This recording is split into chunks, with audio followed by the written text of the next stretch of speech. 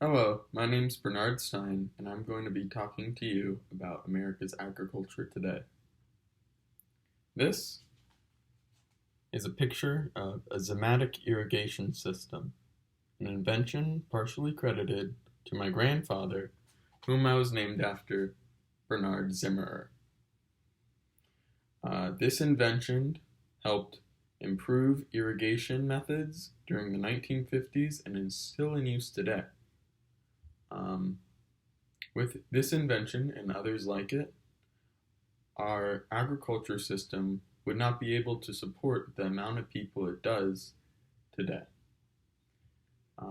If we want our agriculture system to be able to support the amount of people it needs to in the future sustainably, then we must make innovations just as my grandfather and his generation did. First, we will learn about these problems in our current agriculture system in America. Second, we will review the underlying causes to these problems. And third, we will look at alternative agriculture methods as solutions. The first serious problem with our agriculture is the overpumping of groundwater. Certain regions in California have depleted groundwater up to 3 feet per year. And just within the Central Valley, from 1990 to 2011, it showed that 45 communities were in danger of aquifer depletion. This would put over 7 million people at risk of water depletion. At the rate of extraction, right now, it is much higher than it is being replenished currently. The U.S. Geological Survey compares water stored in the ground to money kept in a bank account. If the money is withdrawn at a faster rate than deposited, then problems arise. For example,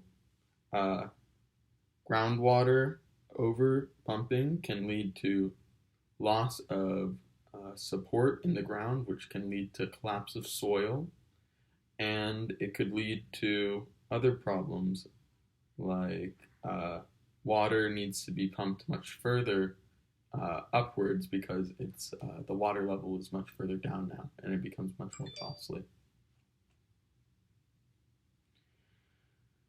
The second serious problem is dependence on pesticides. The volume of the common pesticide glyphosate alone in the U.S. increased tenfold from 15 million to over 150 million pounds in 2012, according to the Food and Water Watch in 2013.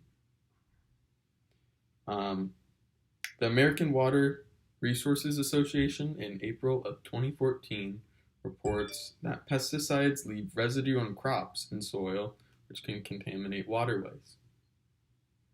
Across 38 states, glyphosate was found in 70% of all rivers, streams, and waterways. Even at levels not harmful to humans, that still harms the environment around us.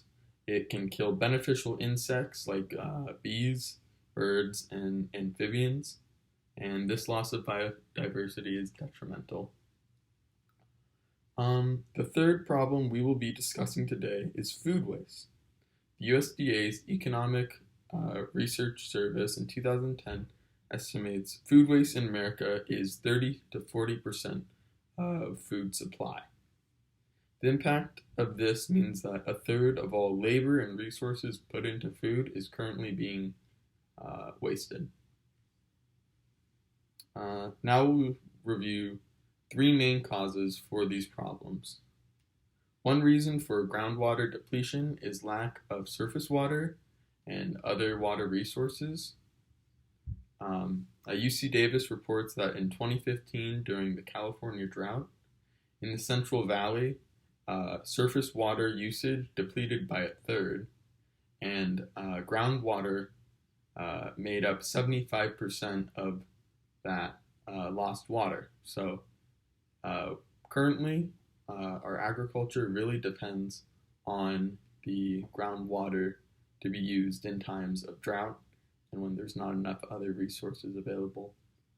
The impact of this is difficult because UC Davis also estimates that although 500,000 acres went unplanted during the drought and $2 billion in revenue was lost and 17,000 jobs evaporated, uh, the loss would have been much worse if farmers weren't able to use groundwater.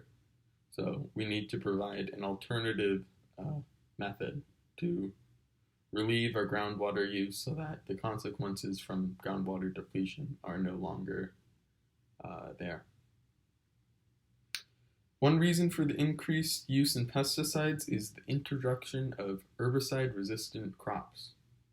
The EPA in 2017 reported that over 90% of corn, cotton, and soybean planted today are from herbicide-resistant crops, herbicide-resistant seeds. For example, Monsanto sells something called Roundup Ready seed, and they also sell the pesticide Roundup. And as you can think, they have a sort of duopoly in these two fields, and the sale of the product increases the sale of the other exponentially. The impact of this is that when farmers buy GMO seeds, they're not only more expensive, but they come with a user agreement, and this means that Monsanto restricts how farmers can use their seeds. Like they can't store it and they can't resell it. And they have to use it within a certain period. And this is because Monsanto is trying to protect their investment into the product and the research that they did creating this seed. The biggest cause of food waste happening right now is on the individual level.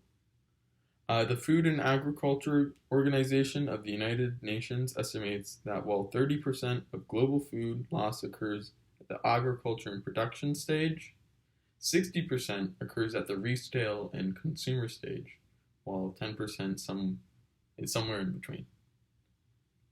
The impact of this is that the USDA's Economic Research Service in 2020 estimates that over $161 billion in food is wasted yearly. The USDA also estimated in 2021 that it would roughly cost $3,600 to cover the money to cover food costs for a year for an individual 19 to 15. And that means theoretically we could feed over 45 million people with the food wasted today. And that would be more than enough to cover the 38 million people that have experienced hunger within the last year, according to the USDA. So we have enough food, but the problem is that we're just wasting it, essentially. There's a need for a variety and multitude of solutions, and not just one solution will fix the problems in our current agricultural system. However, 3 changes to improve the specific issues I raised today include crop rotation, investment in more efficient irrigation systems, and reducing personal food waste. Investing in more efficient irrigation systems like drip irrigation is one way to improve the efficiency and stop overuse of groundwater. The EPA reports that more than 50% of water used in irrigation systems are lost due to wind, evaporation, and runoff. Additionally, in comparison, drip irrigation has been found to be over 90% effective in water use, which is much higher than normal methods. And this would lead to a 40% savings in the water irrigated and put less stress on surface and groundwater sources. Another advantage of the drip irrigation system would be minimizing contact with water, which reduces disease. It saves times and reduces weeds by reducing water runoff. Rotating crops is one way to reduce the amount of pesticide used. Planting the same crop often leads to pests that become resistant to specific pesticides. Rotating crops changes the environment, and it changes the type and amount of pesticide needed in that area. Michigan State University in 2013 found that crop rotation can boost corn yields by 15% over continuous corn production. Reducing the amount of food we personally waste is a good solution to food waste as a whole.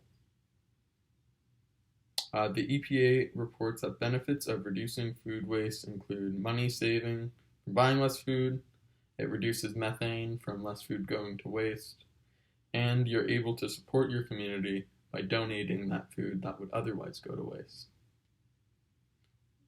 In conclusion, today we learned about 3 problems facing our agricultural system: water depletion, dependence on pesticides, and food waste. Then we explored the underlying causes of these issues, and finally we looked at 3 solutions in the form of more efficient irrigation systems, crop rotation, and reducing personal waste. Our current agricultural system is unsustainable, and we must take action now to fix it, just like my grandfather did. Thank you, and I hope you enjoyed the presentation.